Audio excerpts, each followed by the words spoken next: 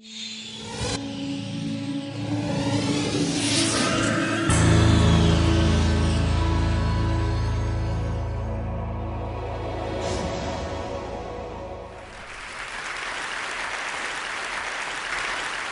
suis la fille d'un faussaire.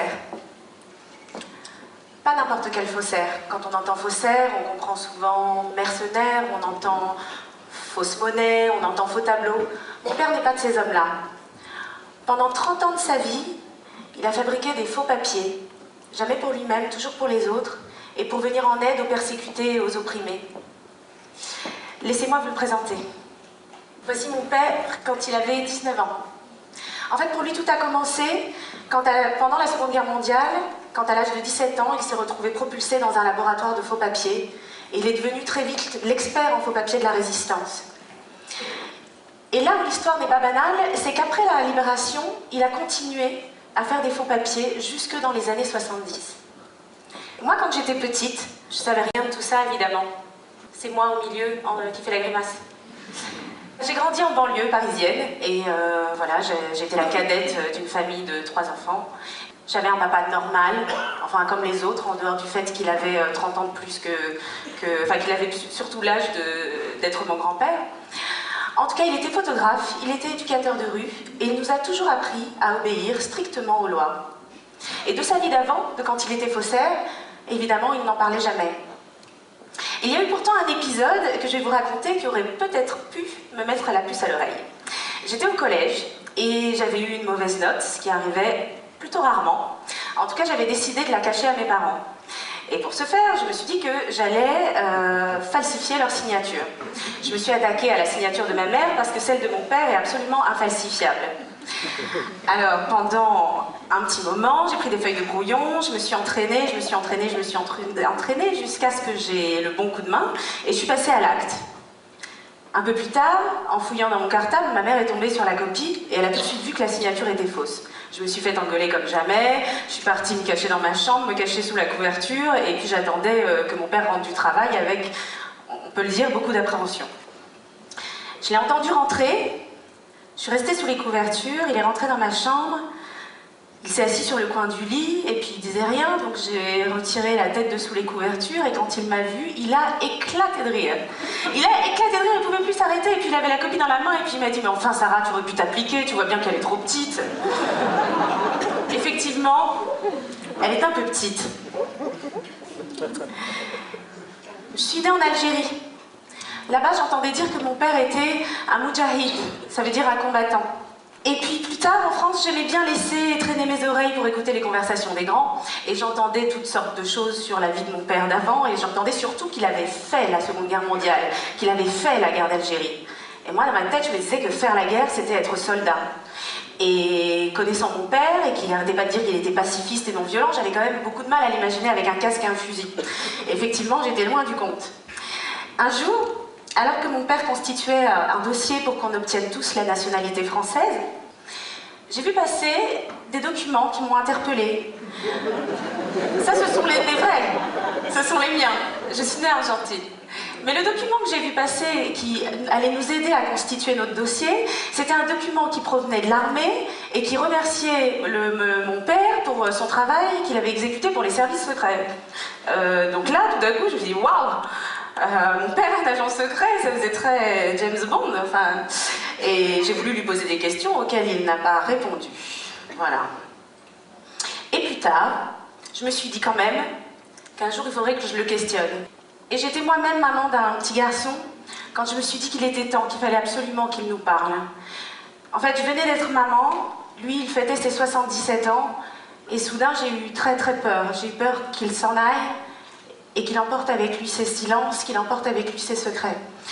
Et j'ai réussi à le convaincre qu'il était important pour nous, mais peut-être aussi pour les autres, qu'il fasse partager son histoire. Et il s'est décidé à me la raconter, et j'en ai fait un livre, dont je vous lirai tout à l'heure quelques passages. Donc son histoire, mon père est né en Argentine. Il avait des parents d'origine russe. Et toute la famille est venue s'installer en France dans les années 30. Ses parents étaient juifs, donc russe, et surtout très pauvre. Donc à l'âge de 14 ans, mon père devait travailler. Et avec son unique diplôme, le certificat d'études primaires, il s'est trouvé embauché dans une teinturerie. Et c'est là qu'il a découvert quelque chose d'absolument magique pour lui, et quand il en parle, c'est fascinant, c'est la magie de la chimie colorante. À ce moment-là, c'était la guerre, et sa mère a été assassinée quand il avait 15 ans. Et ça a coïncidé avec ce moment où il s'est jeté corps et âme dans la chimie, parce que c'était le seul réconfort à sa tristesse. Toute la journée, il posait plein de questions à son patron pour savoir, pour accumuler plus de connaissances. Et la nuit, à l'abri des regards, il mettait en pratique toutes ses expériences. Et il s'est notamment intéressé à la décoloration des encres. Tout ça pour vous dire que si mon père est devenu faussaire, en réalité, c'est presque par hasard. Ils étaient donc juifs et traqués. Finalement, toute sa famille a été arrêtée et transportée au camp de Drancy, et ils ont réussi à sortir in extremis grâce à leurs papiers argentins. Seulement, ils étaient dehors, mais toujours en danger, et il y avait toujours le gros tampon juif sur leurs papiers.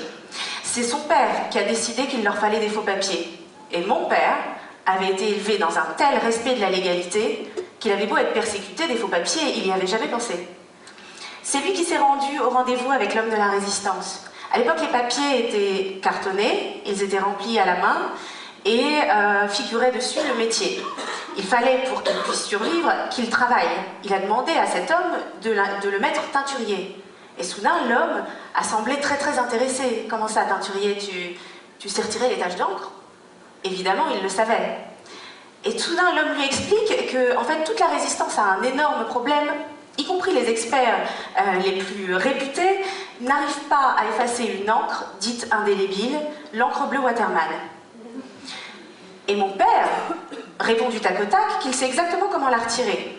Alors évidemment, l'homme, très très impressionné par ce gamin de 17 ans qui lui donne la formule du tac au tac, l'a évidemment recruté. Et en fait, sans le savoir, mon père venait d'inventer quelque chose qu'on trouve aujourd'hui dans les trousses de tous les écoliers, j'ai nommé l'effaceur.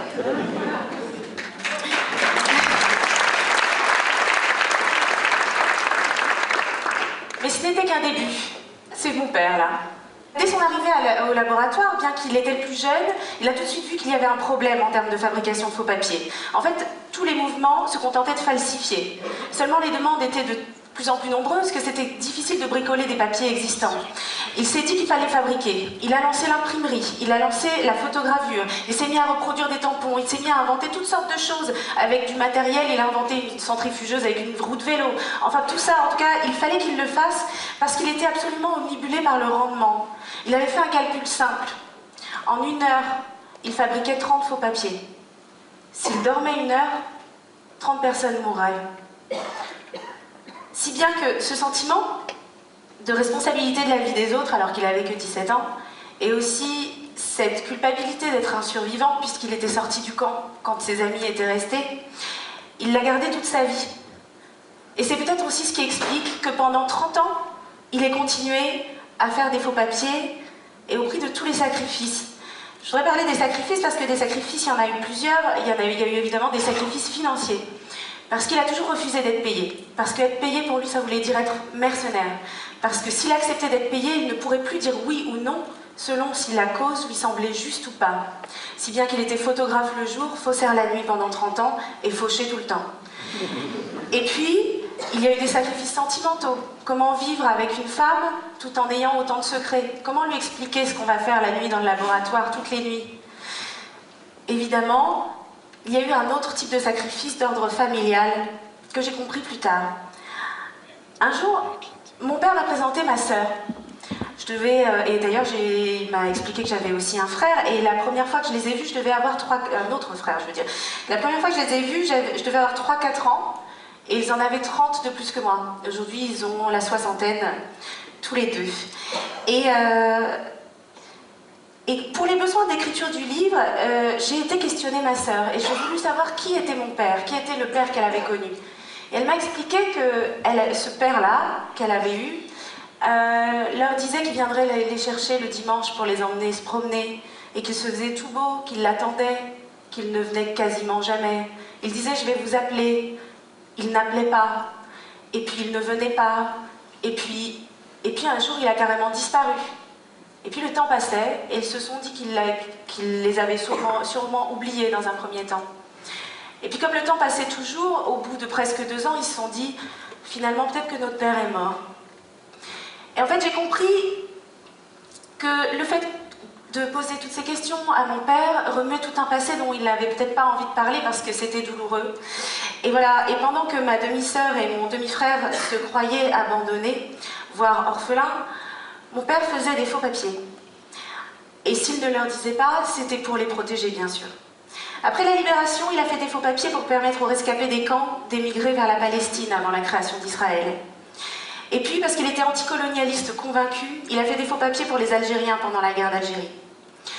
Et puis, après la guerre d'Algérie, au sein des mouvements de résistance internationaux, son nom a circulé.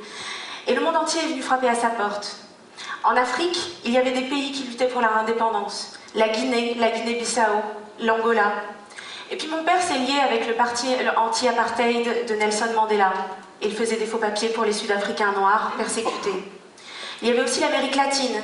Mon père est venu en aide aux résistants aux dictatures de l'île Saint-Domingue, d'Haïti. Et puis c'était autour du Brésil, de l'Argentine, du Venezuela, du Salvador, du Nicaragua, la Colombie, le Pérou, l'Uruguay, le Chili et le Mexique. Et puis c'était aussi la guerre du Vietnam. Mon père a fait des faux papiers pour les déserteurs américains qui ne souhaitaient pas porter les armes contre les Vietnamiens. Et puis l'Europe n'était pas épargnée. Mon père faisait les faux papiers pour les dissidents de Franco en Espagne, aussi contre Salazar au Portugal, et aussi contre la dictature des colonels en Grèce. Et même en France. Alors, une seule fois, ça s'est passé en mai 68.